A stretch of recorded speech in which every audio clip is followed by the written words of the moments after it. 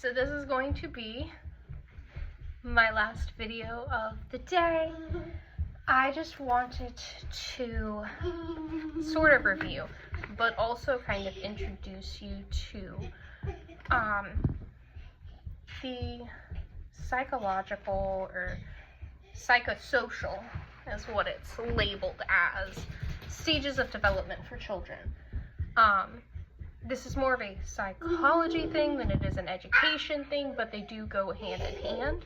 So this is definitely something that is beneficial to know for your child and how they are learning, growing, building, and developing.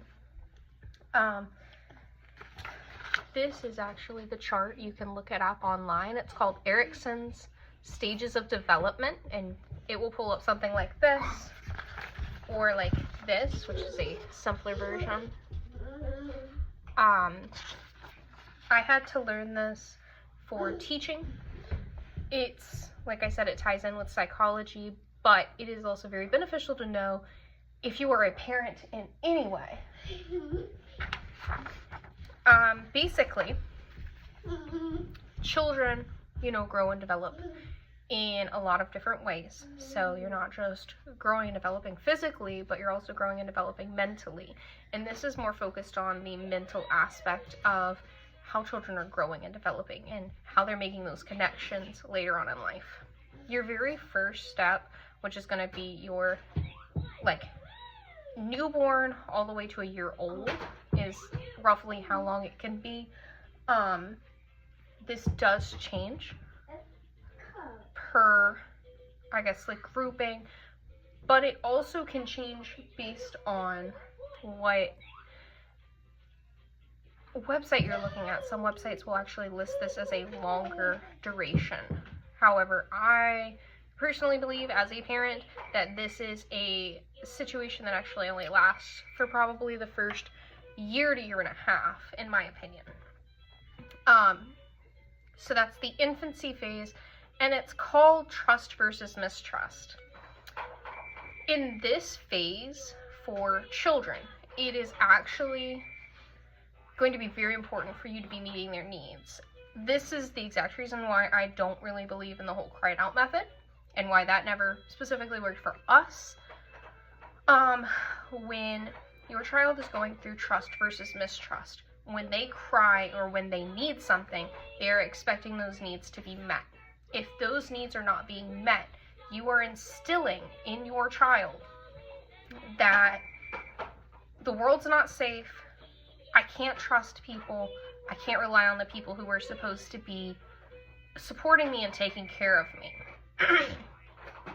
To me, that's very important. I want my child to feel like he can rely on me no matter what. If he's crying, if he's upset, if he gets stuck doing something, if he, trips and falls, if he needs food or if he needs his bottle. Right now we're kind of like bottle weaning, but we're doing it like baby led. So he is dictating more when he needs his bottle and what he's wanting outside of that. So he graze eats, and he only takes bottle with his milk, so everything else goes in like sippy cups or regular cups. But my point with this is, when you're going through your trust versus mistrust phase with your child, if they're crying for you, they are needing that reassurance, that support, that help developmentally, so that they know that they can rely on you and they can trust you. Because outside of you, they have nothing. You are the only thing to them.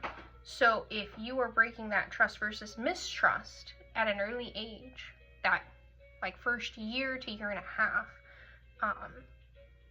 is when it's most important. It can really, really hinder them developmentally.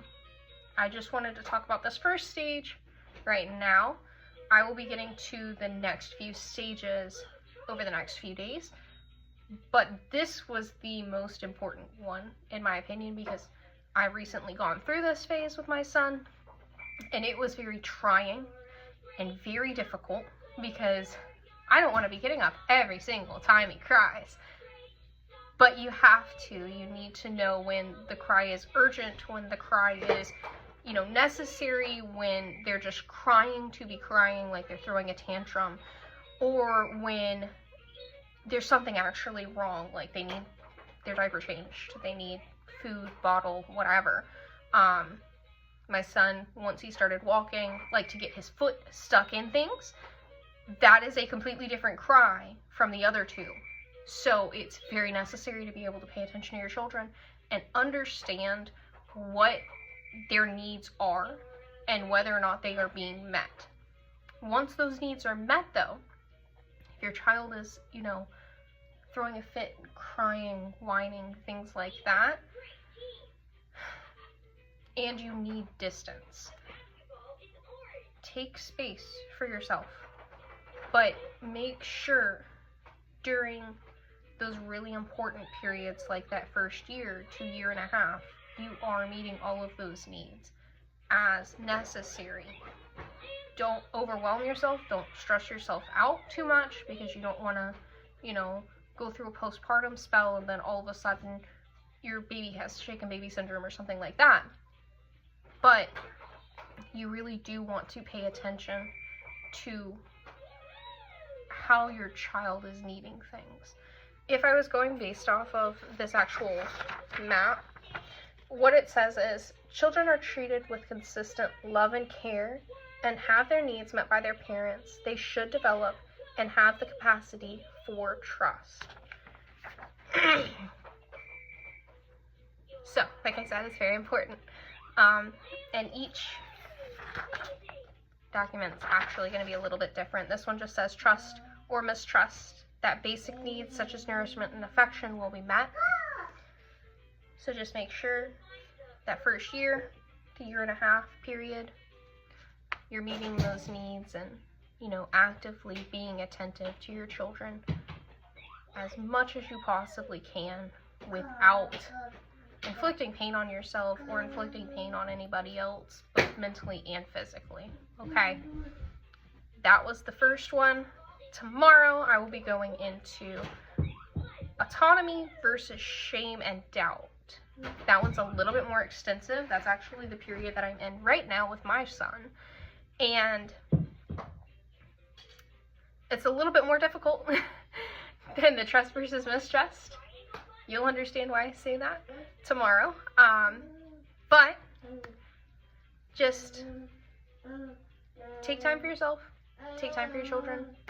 Meet your children's needs as much as possible. Meet your own needs as much as possible. And try to build that trust and love as much as possible with your children.